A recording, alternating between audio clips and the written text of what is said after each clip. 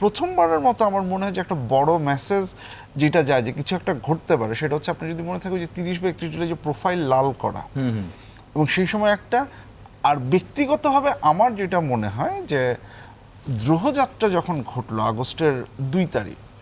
2 তারিখে যখন হচ্ছে গিয়ে দ্রোহযাত্রাটা আপনার ওই প্রেস ক্লাবের ওইখান থেকে শুরু হয়ে ওটা যখন পুরো যে বিশাল একটা মানে গণজমায়েত, তখন মনে হচ্ছিল যে ইটস পসিবল যে এটা হতে পারে।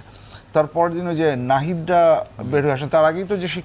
শিক্ষক নেটওয়ার্কের 12 জন সদস্য ডিবি অফিসে যখন গেলেন নাহিদ বা ওনাদের ইসে করার জন্য, তানজিম স্যার এবং ওনারা যখন গেলেন, তখনও মানে একটা স্ট্রং যে কিছু একটা ঘটতে পারে। তারপরের দিনও কিন্তু আপনি যদি মনে থাকে যেদিন ওদেরকে ছেড়ে দেওয়া হলো, সেই দিন একটা বড় জমায়েত হয়েছিল, যে সিভিল সোসাইটি সে অনেকেই গিয়েছিলেন ওইখানে।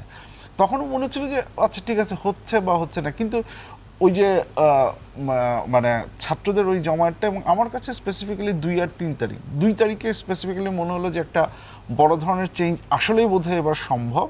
3 তারিখে যখন এক দফা ঘোষণার মতো কথা শোনা যাচ্ছে, হ্যাঁ কথা শোনা যাবে। তারপরে 3 তারিখে নাহিদের শহীদ মিনারে যেটা, তখন কিন্তু মোটামুটি বোঝা ছিল যে অনেকটাই নড়বড়ে হয়ে গেছে। সো মাঝখানের সময়টা অনেকটা যে প্রদীপের শেষবারের মতো জ্বলে ওঠার মতো, এখন পিছন ফিরে তাকালে কিছুটা হতাশাও ছিল মনের মধ্যে যে এত আন্দোলন কি বৃথা যাবে কিনা। আমার মনে আছে যে ওই সময়টা ওই যে কারফিউয়ের সময়সীমা যখন রাত 8টা-9টা এরকম পর্যন্ত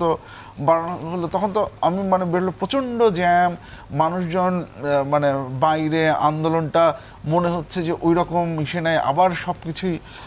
শেষ হয়ে যাচ্ছে, এইরকম একটা ইস্যু ছিল। আমার মনে আছে যে রাত 9টার সময় প্রচণ্ড ভয়াবহ জ্যাম, মানে মানুষজন, তার মানে আমরা আবারও সব কিছু নিয়ে নর্মাল হয়ে যাচ্ছি, আর হয়তো ইস্যুটা থাকতেছে না। সেই জিনিসটা থেকে আমার মনে হয় ওই 28, 29, 30 অ্যান্ড দেন আমার কাছে ওই যে 2 তারিখ আর 3 তারিখ, এই দুইটা আমার কাছে খুব একই ধরনের